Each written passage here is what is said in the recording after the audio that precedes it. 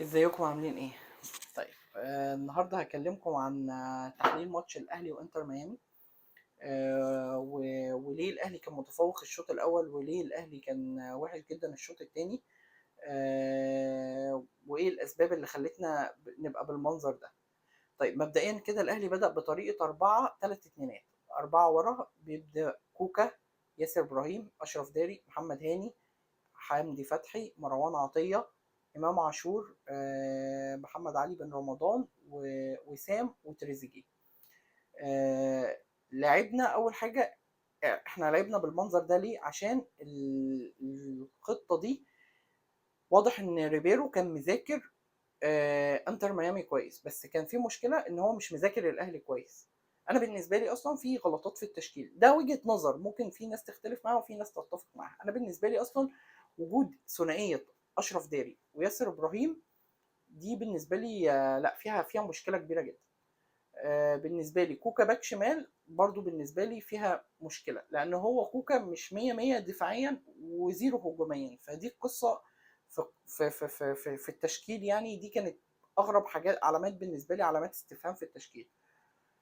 طيب هنتكلم ليه بقى الاهلي كان متفوق الشوط الاول. لان مبدئيا كده واضح ان الراجل شايف ماتشات انتر ميامي. انتر ميامي عنده مشكله كبيره جدا في عمق في نص ملعبه، وفي العمق الدفاعي عنده مشكله في السيرد باكين بتوعه، ومشكله سن بوسكيتس ما بقاش بيقدر يجري، فبالتالي رودوندو بس اللي كان جنب بوسكيتس امبارح هو اللي بيجري في الملعب وهو اللي بيغطي. فطبعا نص الملعب مش هيقدر يكفيه كله مع التحركات بتاعه الاهلي امبارح. فالاهلي بدا ايه؟ بيخترق من العمق.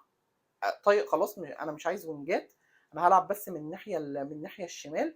انا مش عايز بقى وينج يمين وينج شمال، لا انا هلعب من العمق وهلعب من الناحيه الشمال عن طريق تريزيجيه، لان برضو الباك اليمين بتاعهم مش احسن حاجه دفاعيا.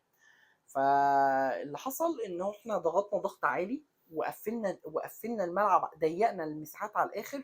فبالتالي انتر ميامي كان الشوط الاول ظهر بالمظهر ده، والاهلي ظهر بالمظهر ده، ان احنا ضغطنا عالي قوي عليهم.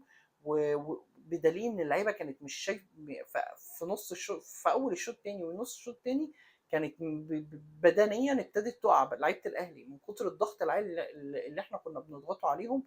وكنا بنعلي الريتم عليهم، وهم طبعا اغلبيه اعمارهم كلها فوق ال 30. فده كان منظرنا في الماتش، كان بالمنظر اللي شفتوه ده. طيب هنيجي بقى للنقط بقى الماتش. انا طبعا زي ما انتم شفتوا كده، انا هقول لكم ايه. ليه الشوط الثاني ظهرنا بالمنظر السيء ده، وليه ريبيرو كان في حاجه غريبه الشوط الثاني. طيب انا زي ما انا قلت كده، واضح ان ريبيرو كان مذاكر انتر ميامي، بس واضح ان هو مش مذاكر الاهلي ولا مذاكر لعيبه الاهلي. وواضح كده ان الاداره لما اديته اللي هو الكارت بلانش، ان هو انت يا باشا انت رايح كاس العالم للانديه، محدش هيحاسبك على حاجه، بس المفروض انك تعمل اداء كويس. بس انا بالنسبه لي بالمنظر اللي انا شفته امبارح ده لا، ده واحد ما يعني محللين الاداء اللي معاه، يعني انا واحد فاهم كوره المفروض. فانا محللين الاداء اللي معايا المفروض ان انت راجل بتحب تبني الكوره من تحت، وباين عليك امبارح الشناوي بيدي لياسر وداري ومش عارف ايه. طب انا ياسر وداري دول بالنسبه لي ما بيعرفوش يطلعوا بالكوره نهائيا، ولا كوكا، ويعني ممكن اللي فيه الرمق شويه محمد هاني. طيب انا بالنسبه لي القصه دلوقتي انا بقيت اخلي مروان او حمدي ينزلوا تحت خالص يستلموا منهم عشان نبدا نطلع بالكوره. طب انا كده بخسر جزء كبير قوي في الملعب. طب ما انا بدل ما اطلع فريقي كنت ابدا بواحد مثلا زي بيكهام بدل ياسر او بدل داري، بحيث ان هو على الاقل يطلعني شويه لقدام في بدء الكوره. ده اول حاجه غلط في التشكيل. فانا ثنائيه ياسر وداري دي مش عجباني اصلا. طيب هنرجع بقى للقصه الثانيه. دلوقتي ريبيرو عمل ايه؟ الشوط الثاني فضل عايز يضغط بنفس الطريقه، فبالتالي كل اللعيبه اللي قدام تعبت. طبعا زيزو الناس كانت ليه زيزو اتغير؟ زيزو كان كويس وجاب لنا ضربه جزاء والكلام ده كله. زيزو يا جماعه ما لعبش بقاله 4 شهور، وده طبيعي عشان ما يحصلوش اي مشكله. حتى لو بيتمرن، فرق رتم الماتشات. انت لما بتتمرن، انت طبيعي لما بتروح الجيم ولا بتتمرن ولا بتنزل تجري، لما بتتعب هتقف تريح. لكن في ماتش مثلا، في ماتش تقيل زي ده، وزيزو نازل بقاله 4 شهور ما لعبش، الجري والسبرنتات اللي كانت بتتاخد والمرتدات اللي الاهلي بيعملها والضغط العالي ده، زيزو مش هيستحمل اكتر من نص ساعه في الماتش. فهو اصلا الطبيعي ان لولا اصابه امام، زيزو كان هينزل اخر مثلا زي ما كان مثلا طاهر ما نزل او ما كان حسين ما نزل في الوقت بتاع امبارح. فطيب هنتكلم بقى عن ريبيرو كده ونقول ايه. انا بالنسبه لي ريبيرو امبارح عمل 4 تغييرات غلط، ال4 تغييرات غلط. فانت بالنسبه لي انت مش مذاكر الاهلي تقريبا. انا التغييرات دي شايفها حاسسها كده تغييرات عماد النحاس. انت بتنزل طاهر وبتنزل حسين وتطلع تريزيجيه. احنا عامه من ساعه ما تريزيجيه طلع من الملعب واحنا مش عارفين نضغط على انتر ميامي، لان هو الوحيد اللي كان بيطلعنا بالهجمه المرتده واللي بيروح لواحد على واحد، فكان بيعمل لنا خطوره قدام. طبعا مع وسام وبن رمضان وامام لما كانوا بيكملوا معاه في الاول، او زيزو بعد ما نزل مكان امام.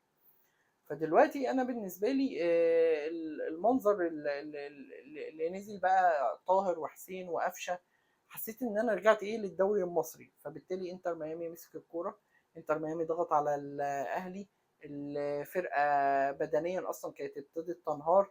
فلما نزلت اللعيبه دي ما بقتش قادره ترفعنا بالكوره، قفشه بيقف يلف على الكوره ويقعد يدور، وحسين الشحات عايز يقعد الحنكشه بتاعته، وانا عايز ابقى هداف الاهلي في كاس العالم للانديه. طبعا ده حاجه ضيعت مننا الكره اللي هي اللي قدامكم دي، اللي في اخر الماتش اللي انا يعني مش عارفه اعلق عليها. حاجه كمان، يعني انت لو انت مذاكر الاهلي ده امبارح، ده على الاقل على الاقل بدل تغيير حسين دي، او بدل تغيير طاهر يا سيدي، او بدل تغيير قفشه، بن شرقي كان لازم يبقى موجود على الاقل اخر ربع ساعه. ده واحد يمكن اكتر واحد في الفرقه بيفهم كوره. ده بن شرقي على الاقل كان مش هيصنع مش اقل من 3 4 فرص في المساحات اللي كانت مفتوحه ورا دي في فرقه انتر ميامي، بعد ما فتحوا الديفنس بتاعهم وبقوا بيلعبوا بحريه اكتر وبقوا بيضغطوا على الاهلي. فده اول حاجه بالنسبه لي غريبه. تاني حاجه، انا الاختلافات معاك بقى، انا شايف عماد النحاس اللي بيدير الماتش. انا بالنسبه لي كده بالفكر وباللي حصل امبارح ده، انا شايف عماد النحاس اللي بيدير الماتش. ولو هو كده يبقى انت مدرب يا ودني وبتسمع لعماد النحاس وشخصيتك ضعيفه، وده ما يلزمنيش في الاهلي بصراحه. ويا الا يعني انا هعتبرها اول ماتش رسمي وفرقه تقيله والكلام ده كله. فده يعني الاستثناء الوحيد اللي اقدر استثنيه لك. فبالنسبه لي بقى ان القصه اللي حصلت امبارح دي، يعني على الاقل على الاقل سواء كسبت اتعادلت خسرت من بالميراس، انا اتمنى ما اشوفش المناظر اللي انا شفتها امبارح، الغلطات اللي في التغييرات، ال4 تغييرات التانيين الغلط. مع ان يعني انا عارف وفي ناس هتبقى عارفه ان تقريبا وسام طالع عشان كان ابتدى يحس بشد عضل فاضطر ينزل جراديشار. طيب انا بالنسبه لي قفشه وطاهر وحسين انا مش عايز اشوفهم في الملعب. يعني انا او على الاقل على الاقل على الاقل ابقى يعني نازلين بقى بيدافعوا نازلين. لكن اللي انا شفته امبارح ده لا، تحس ان مفيش فكر في الكوره. يعني هو تحس ان مفيش فكر في الكوره. فانا بالنسبه لي اللي حصل امبارح ده كان في كوارث حصلت في التشكيل، كوارث حصلت في الشوط الثاني بعد التغييرات. فالمفروض ان الراجل يبقى مذاكر الاهلي اكتر من كده، وكان بيقول ان هو حافظ الاهلي وحافظ لعيبه الاهلي. لا، بالمنظر اللي قدامي امبارح ده مش يعني مش حاسه حافظ لعيبه الاهلي خالص. بالنسبه لبن شرقي، انا عارف هو ما نزلش بن شرقي عشان هو عايز كل الفرقه تهاجم وكل الفرقه تدافع. بالتالي بن شرقي ما بيدافعش لان مجهوده بيبقى قليل في الملعب. بس انا بالنسبه لي بن شرقي لو نزل ربع ساعه كان ممكن يخلص لي الماتش بدل اللي حسين الشحات كان بيعمله امبارح. فيعني اتمنى ما كنتش طولت عليكم. اتمنى الفيديو يعجبكم. ولو عجبكم الفيديو ده يعني قولوا لي، وعايز رايكم في الكومنتات ورايكم في التشكيل ورايكم في كل حاجه انا قلتها. وان شاء الله كده هحضر لماتش بالميراس وانزل فيديو صغير كده اشرح فيه نقط قوه بالميراس ونقط ضعف بالميراس. يلا، السلام.